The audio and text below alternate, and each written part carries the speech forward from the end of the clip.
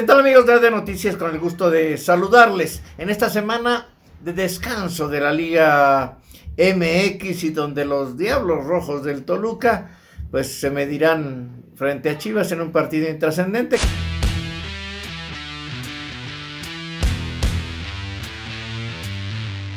que solamente servirá para que no pierdan el ritmo algunos jugadores, para ver a algunos jóvenes, pero el resultado y las incidencias que se jueguen este fin de semana será lo menos importante. Una semana donde hubo fecha FIFA, una semana donde después de muchísimo tiempo, un jugador de campo del Toluca viste los colores de la selección mexicana.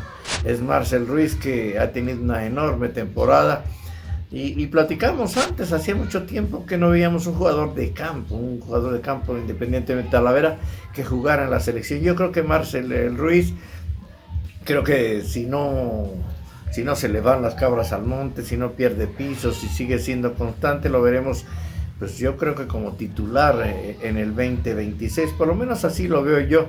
Una semana donde la selección jugó ante ese equipo de Surinam y muchos decían, no, pues es que juega, pero también hay muchos europeos. No, pues no chinguen, también hay liga de meseros y de banqueros en Europa, y no porque jueguen en Europa quiere decir que juegan bien. La selección no jugó bien y no tenía por qué jugar bien. Esa selección ve que frente a Surinam, pues se podía esperar poco, porque entrenaron casi nunca, casi se juntaron para jugar en el avión. Y bueno, no lució ni ganó, pero tampoco es para rasgarse las vestiduras. En donde sí quiero comentarles es el adiós de un querido amigo, alguien con el que tuve el privilegio y el placer primero de admirarlo como jugador, después de tenerlo como compañero de trabajo en aquel tiempo donde compartíamos micrófonos con Juan Dosal en Televisión Mexiquense.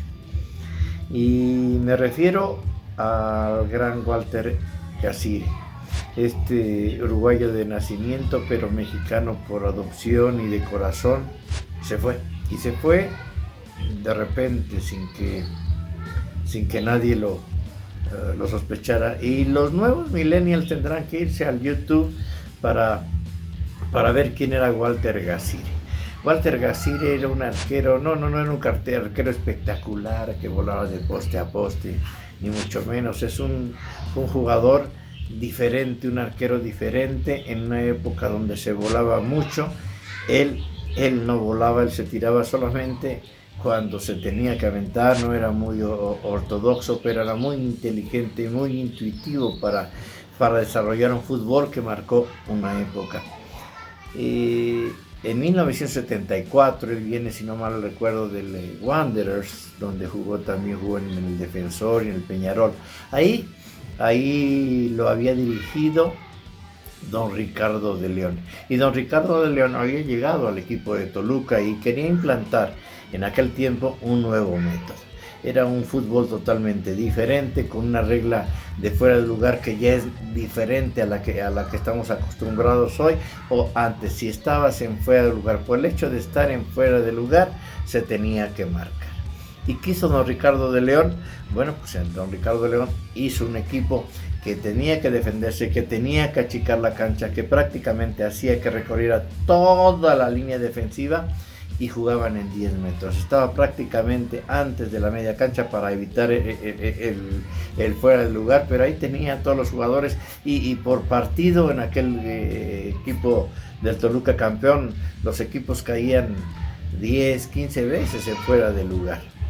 Y para poder jugar achicando, tenía que tener un arquero que jugara bien con los pies. No había muchos porteros que jugaran bien con los pies. Estoy hablando de la década de los 70. Si acaso Miguel Marín en el Cruz Azul. Pero los demás eran atajadores, alguien que se dedicaba nada más a atajar y a despejar como fuera. El gran Walter era un arquero inteligente que jugaba prácticamente de líbero.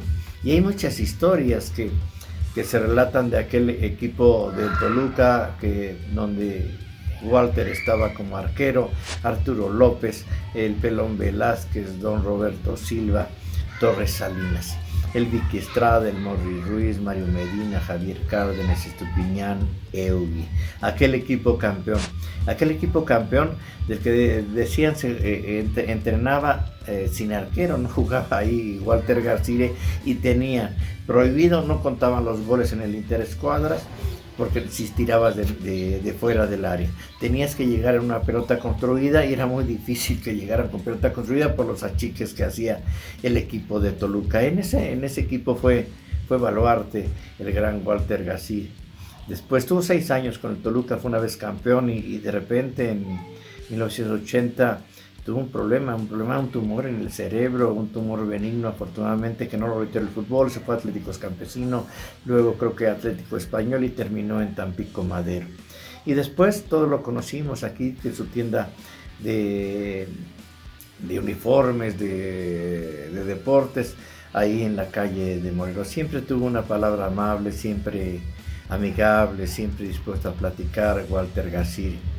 Fue auxiliar de su Toluca con Héctor Hugo Eugui y terminó ese andar en el fútbol ya después de profesional con Potros de la UAM, también con Hugo Héctor Eugui.